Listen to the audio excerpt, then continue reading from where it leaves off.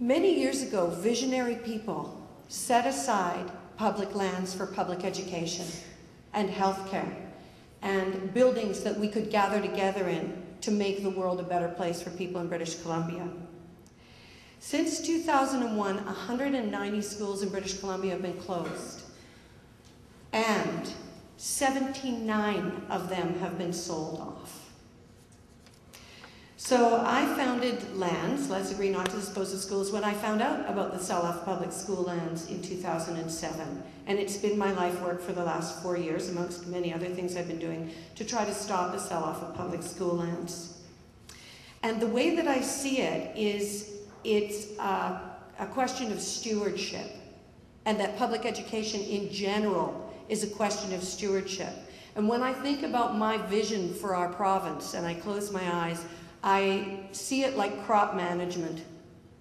You know, when you're flying over those great fields and great farmlands and forests and mountains of British Columbia, I see the public ed system like that. And it's the land, and everything else grows out of it. Far be it from us to micromanage people's ideas of how they want to live their lives. But it is for us to give them something to stand on and grow on. And for me, that's public ed. And the lands, protecting the lands, the school lands as I do, is a metaphor for my belief about public education as the foundation of our society. That everything else should be dancing on top of public ed. So the province has a constitutional mandate to deliver and protect public education. And it's right that the provinces should have that constitutional mandate because they're the ones most able to steward the system.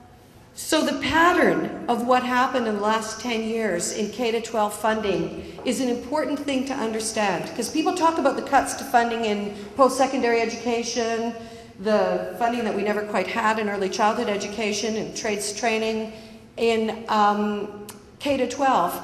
And what the dirty little secret of it all is the cuts to capital funding. Buildings, tables, this kind of stuff has been cut so much. And it's kind of not as visible as operations funding. You really notice when ops funding gets cut. But what's been happening is that universities and colleges and the K-12 system have been having to sneak money out of capital funding to make up for the shortfalls in ops. And capital funding, vice versa, being cut, has taken money out of operations, money out of the classroom, if you will. So in 2001, when this government came in, capital funding for public ed in British Columbia was $450 million a year, and it had, hovered around that amount, up or down, depending on the projects of the year. It was immediately cut in half to $225 million, and it is now, 10 years later, $140 million a year. And here's the irony. Almost all of that $140 million this year is going to be spent on portables for overcrowded schools. Genius, eh? Not the way I would plan a system. So in post-secondary education, the staff here at UVic told me that 10 years ago, 90% of the funding that they needed for capital projects came from the provincial government. They now say that it's under 30% and dropping. And that is a pretty significant thing. And we see now the university lands starting to be liquidated to make ends meet as well. It's a serious problem. There were two major arguments used in the K-12 system to justify the sell-off of public school lands, and the major one was the creation of the myth of declining enrollment. We had a temporary dip in enrollment for between 2001 and 2008 in K-12 of just under 7%. So in a school of 300 kids, you lost 21 over the seven years. You don't close a school and sell it because you lost 21 kids. Oh, where did you put them? They're coming back one day. But this was the excuse that was used. For the record, that temporary dip in enrollment is over, and the echo boomers are doing exactly what they're supposed to do. They're turning 30 and they're having babies, and I'm looking forward to my grandchildren.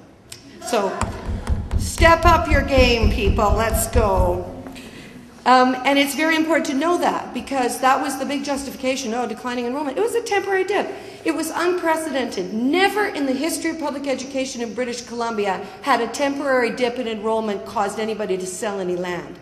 This was some kind of creative nonsense.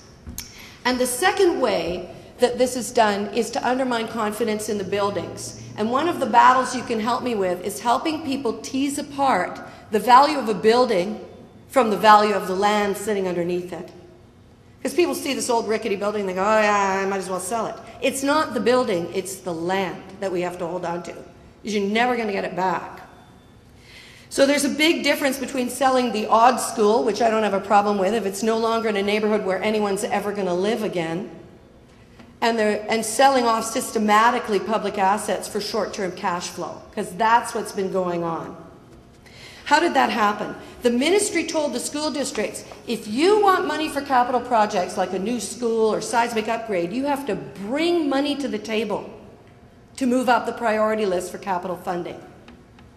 Well, there's no money fairy, right? So the school districts had to sell school to keep other schools in decent repair. We in the baby boom population will be dead or downsized in 30 years, and younger people will move into our houses and have babies. That's what people do. It's the wheel of life. It's the joy of life.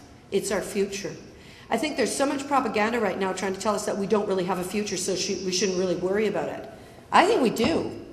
And I think we should take care of the land.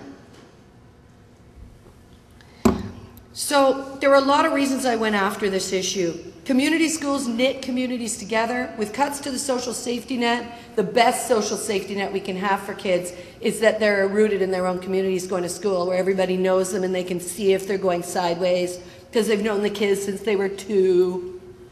That's very important.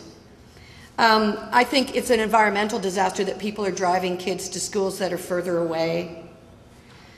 And what we saw was a lot of Band-Aid solutions to the cuts to capital funding. And it's starting to happen in seniors' healthcare as well. I've been working to stop the sell-off of Mount Holly Hospital and Oak Bay Lodge in this constituency. And the deals that are being cut from a business perspective are tragic. No business person in their right mind would do the P3 deals the way they're being done. Let me ask you this. Would you sell your house to someone, ask them to borrow money on your behalf, get them to build you a house in a crappier location further away that they would then own, and then pay them to manage your house for 30 years, and at the end of it, you wouldn't have your house, you wouldn't have your land, and you wouldn't own the house that you've been paying for 30 years? Is that what you would do? No business person in their right mind would cut these deals. And so we've created this deferred debt that's off the provincial books because someone else is borrowing money for the government. Guess how much that deferred debt is right now? $55 billion and climbing.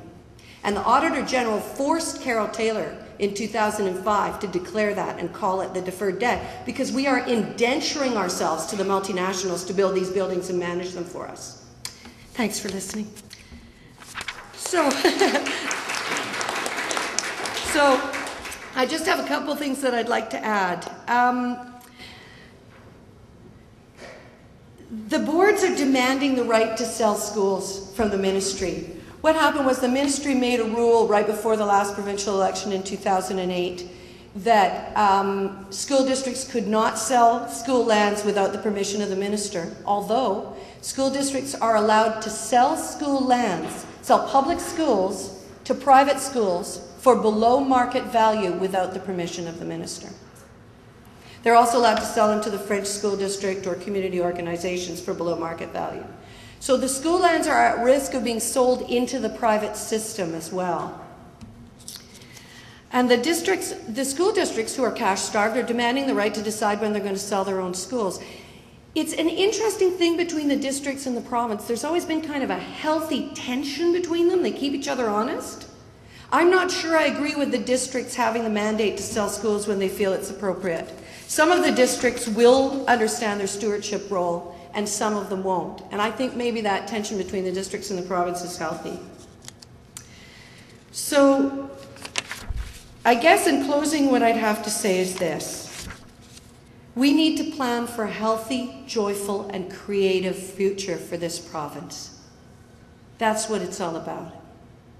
The way that we conduct our government right now is fear-based. We're planning right now for all the bad things that would happen, and that's what the government's spending money on, is all the terrible, awful things that could happen. We need to plan for all the joyful, creative, marvelous things that will happen in the future. And right at the heart of that is our education system. So, like those who originally set the school lands aside for us, we will imagine a future of abundance and justice and generosity. Thank you.